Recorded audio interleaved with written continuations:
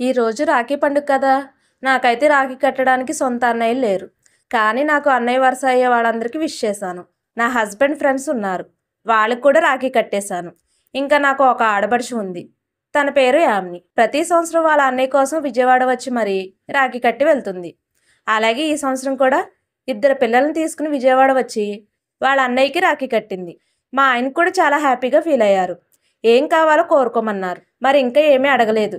చూద్దాం ఏం అడుగుతుందో. మా ఆయన ఏం కొంటారో కొన్నాక వీడియో తీసి పెడతాను. మా ఆడపడుచు వాళ్ళ హస్బెండ్ అంటే మా అన్నయ్య ఈవినింగ్ వస్తారంట. వస్తే మా అన్నయ్యకి కూడా రాఖీ కట్టాలి. ఆల్రెడీ రాఖీ కూడా కొనేశాను. ఇంకా మా ఆడపడుచు కోసం నేను స్పెషల్గా దమ్ బిర్యానీ చేశాను. టేస్ట్ కూడా బాగానే ఉందని చెప్పారు. చూడాలి ఎలా ఉందో. ఎన్ని కష్టాలు వచ్చినా ఏం జరిగినా వీళ్ళు మాత్రం ఎప్పుడూ ఒకేలా ఉన్నారు. చిన్నప్పటి నుంచి కూడా ఇలాగే ఉన్నారని మా అత్తయ్య మావయ్య చెప్తూ ఉంటారు. ఎవరి దిష్టి ఎవరి గోల పడకుండా వీళ్ళు ఇలాగే ఉండాలని కోరుకుంటున్నా. మరి మీరు కూడా రాఖీ సెలబ్రేషన్ చేసుకున్నారా?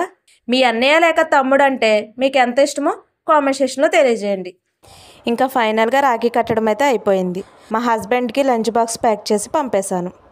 ఇంతేనండి ఈ వీడియో. నెక్స్ట్ వీడియోలో కలుద్దాం. బాయ్.